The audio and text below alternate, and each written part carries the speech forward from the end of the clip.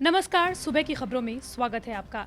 राहुल प्रियंका लखीमपुर पहुंचे, घटना का एक और वीडियो खोल सकता है कई राज। किस देश में आए भूकंप के झटके, 20 लोगों की मौत, क्या हमारे देश को खतरा? आर्यन खान की हिरासत में बीजेपी का हाथ, महेश भट्ट के भतीजे ने कर ली गुपचुप शादी, और भारत की ताकत देख कांपेंगे दुश्मन, वायुसेना के बेड़े में शामिल होंगे 233 लड़ाकू विमान।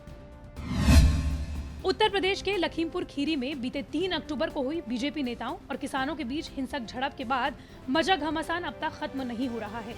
इस बीच मिली यूपी सरकार से इजाजत के बाद 6 अक्टूबर की रात प्रियंका गांधी और राहुल गांधी लखीमपुर पहुंचे। यहां उन्होंने सबसे पहले लवप्रीत के परिवार से मुलाकात की और दोनों बहनों ने राहुल प्रियंका से बातचीत की और ढाढ़स बांधा। यहां से मिलने के बाद दोनों नेता निघासन में मृतक पत्रकार के परिवार से भी मुलाकात करने पहुंचे। वहीं घटना से जुड़े कई वीडियो अब तक सामने आ चुके हैं, जिसके बाद विपक्ष यूपी और केंद्र सरकार पर हमलावर हो गया है। घटना से जुड़ा एक और वीडियो सामने आया है। हालांकि ये वीडियो उसी पुराने वाले से ही संबंधित बताया जा रहा है, जिसमें थार गाड़ी किसानों की भीड़ को रौंदते हुए दिखाई दे रही है। इस बार वीडियो पहले वाले वीडियो से लंबा है और स्पष्ट तौर पर कई चीजें दिखाई दे रही हैं।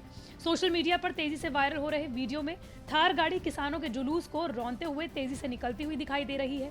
वीडियो में किसानों के हाथों में काले रंग के झंडे हैं और वो एक साथ आगे बढ़ रहे हैं। इसी दौरान पीछे से तेज रफ्तार के साथ थार गाड़ी तेजी से किसानों के ऊपर चढ़कर गुजर जाती है।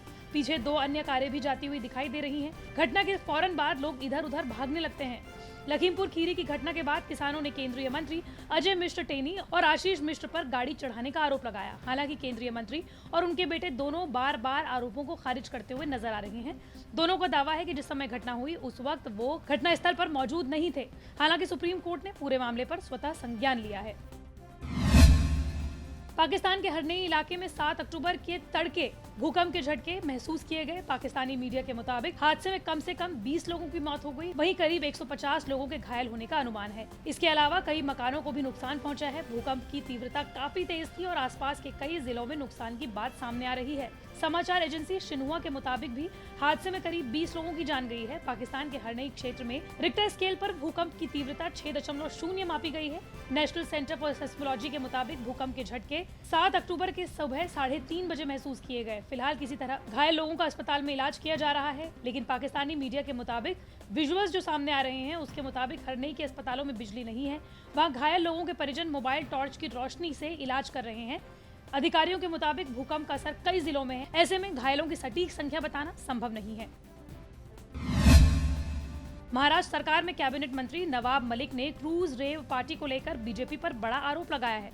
मलिक ने रेड के दौरान सामने आए वीडियो और फोटोज का हवाला देते हुए कहा कि शाहरुख खान के बेटे आर्यन के साथ सेल्फी लेने वाला शख्स केपी गोसावी खुद को प्राइवेट डिटेक्टिव कहता है। वहीं आर्यन के दोस्त अरबाज को घसीटकर एनसीबी ऑफिस ले जाने वाला शख्स मनीष भानुशाली भाजपा का पदाधिकारी है। इन आरोपों के बाद एनसीबी के अफसर सामने आए हैं। उन्होंने गोसावी और भानुशाली को अपना गवाह बताया है।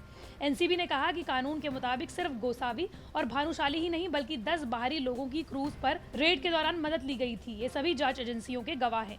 एनसीबी के जोनल डायरेक्टर समीर वानखेड़े ने कहा है कि जांच एजेंसी की कार्रवाई और 2 लोगों यानी कि केपी गोसावी और मनीष भानुशाली को लेकर जो राजनीतिक आरोप लग रहे हैं उस पर नारकोटिक्स डीडीजी ने सफाई दी है। आपको बताते चले कि नवाब मलिक ने महाराष्ट्र एनसीपी कार्यालय में प्रेस कॉन्फ्रेंस की। इसी के साथ उन्होंने दावा किया कि आर्यन के साथ सेल्फी लेने वाला केपी गोसावी एक फ्रॉड व्यक्ति है और खुद को प्राइवेट डिटेक्टिव बताता है, जबकि उसके खिलाफ पुणे में फर्जीवाड़ा का केस दर्ज है। नवाब मलिक ने रेड के दौरान मौजूद दूसरे शख्स मनीष भानुशाली पर सवाल उठाते हुए कहा कि आर्यन के दोस्त अरबाज को घसीटकर एनसीबी ऑफिस ले जाने वाला शख्स मनीष भानुशाली है, वो बीजेपी का कार्यकर्ता है। भारतीय वायुसेना के बेड़े में अगले 10 सालों के भीतर 233 अत्याधुनिक लड़ाकू विमान शामिल किए जाएंगे।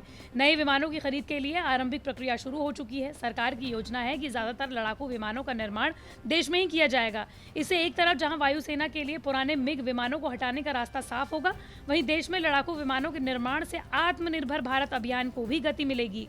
रक्षा मंत्रालय के मुताबिक 83 तेजस हल्के लड़ाकू विमानों की खरीद को पहले ही मंजूरी दी जा चुकी है। ये विमान HAL द्वारा निर्मित किए जा रहे हैं और इसके अलावा अत्याधुनिक संस्करण LCA-1A की खरीद वायुसेना के लिए की जाएगी।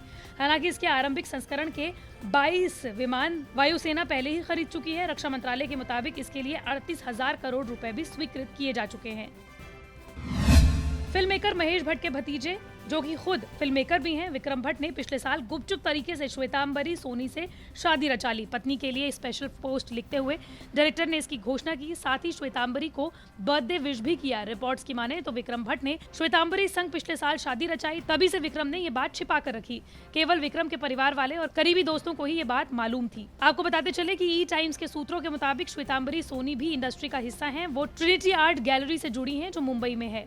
पत्नी को बर्थडे विश करते हुए विक्रम भट्ट ने पोस्ट लिखते हुए कहा, तुमने मुझे एकदम बदल दिया और तुमने मुझे बताया कि आखिर लाइफ होती क्या है। केवल तुम और सिर्फ तुम ही मेरा दिल चुरा सकती हो। मैं ये सब करना चाहता हूँ जो हमेशा से करने की सोचता हूँ, तुम्हें दिखाने और समझाने के लिए कि तुमने मेरा दिल चुराया है। हैप्पी बर्थडे मेरा प्यार, श्वेतांबरी सोनी। विक्रम भट्ट की इस तरह से गुपचुप शादी रचाने को लेकर महेश भट्ट ने भी रिएक्ट किया है। महेश भट्ट ने कहा कि विक्रम ने पिछले साल सितंबर के महीने में शादी रचाई थी, जब लॉकडाउन पीक पर था। उन्होंने मुझे फोन किया और कहा कि बॉस, मैं शादी करने जा रहा हूँ।